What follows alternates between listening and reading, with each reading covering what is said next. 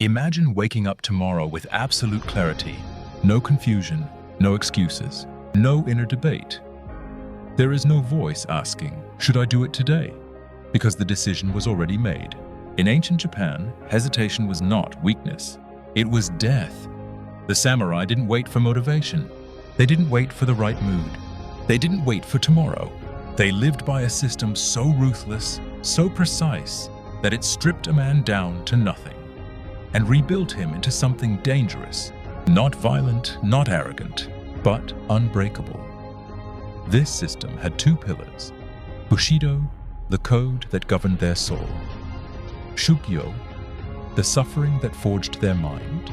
And today, I'm going to show you what really happened behind the walls of a dojo, how boys were broken, how men were forged, and how you can apply the same system in the modern world, without swords, without blood, but with the same results. Before we continue, if you respect discipline, strength, and ancient wisdom, like the video and hit the hype button. Comment below. I choose discipline, because words create identity. Now, let's begin. Chapter 1. Bushido, the code that allowed no escape. Bushido means the way of the warrior, but that translation is weak. Bushido was not a philosophy. It was a filter. Only those who could live under its weight survived. Feudal Japan was chaos, war, betrayal, starvation. Men died daily, not from swords, but from fear. So the question was simple: how do you create men who do not collapse under pressure? The answer was Bushido. 7 laws. Not guidelines, not advice. Laws. D. Righteousness. Do what is right, even when it costs you. U. Courage move forward, while fear screams inside you. Jin. Compassion power without mercy creates monsters. Rei. Respect. Control yourself before controlling others. Makoto. Absolute honesty. A lie destroys the soul faster than any blade. Meiyo. Honor. Your reputation is your shadow. It never leaves. Chugi. Loyalty to your purpose, to your word, to your path. A samurai who violated these didn't get therapy. He didn't get a second chance. He disappeared, because living without honor was considered worse than dying. Chapter 2. The Dojo. Where ego goes to die. Let me tell you a story. 15th century, a boy named Renji arrives at a dojo. He's 13 years old, skinny, hungry, angry. He believes strength means fighting. The master looks at him and says only one sentence: if you want strength, you will first learn obedience. For the first year, Renji does not train. No sword, no combat. He cleans floors until his hands bleed. He kneels for hours in silence. He carries water up the mountain every morning.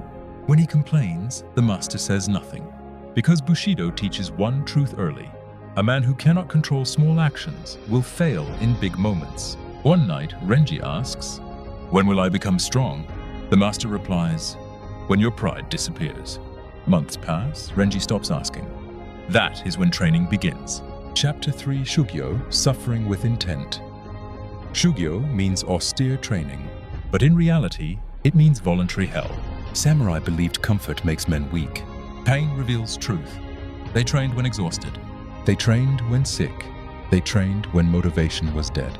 Cold rivers in winter, endless dances under burning sun, sleepless nights, repetition beyond sanity. Not to build muscle, but to kill the voice that says, enough. That voice is fear disguised as logic. Shugyō destroyed it. After enough suffering, something strange happened. Pain stopped being the enemy. Fear stopped being the commander. The mind became silent. Chapter 4. The legend who walked alone. Miyamoto Musashi, the undefeated swordsman. But what made him invincible wasn't skill. It was solitude. He lived alone, trained alone, slept on the ground, refused comfort. He wrote, "I trained until there was no difference between thought and action. That is Shugyō. No hesitation, no delay. When action is required, the body moves." Chapter 5. Modern Shugyō, your daily forge. You are not a samurai, but your mind faces battles every day. Distraction, comfort, weak routines, escapes. So here's how you apply this today. 1. Choose one hard thing, 1, not 5. Gym early, cold showers. Deep work sessions. Daily study, no negotiation. 2. Train, especially on bad days. Good days don't build discipline. Bad days do.